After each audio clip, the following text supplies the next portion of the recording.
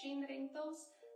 Die vrou wat aan die slushpuppy masjiene, roomysmasjiene en frozen yogurt doen. So in COVID 2020 het ons besef, ek en my man, dat jy nie net eintlik elkeen 'n inkomste kan hê nie, een inkomste kan hê nie. Jy moet maar nou nog 'n inkomste hê.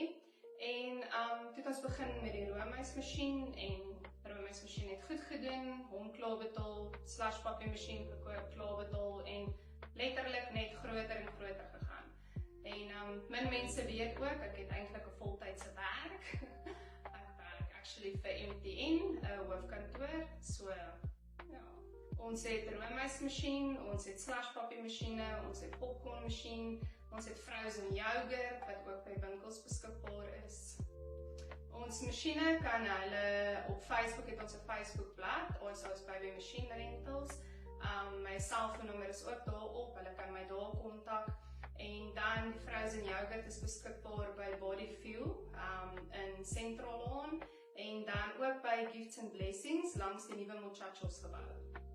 Doen eintlik hoofsaaklik net rentals en dan doen ons ook vergunnings vir ons self markte doen.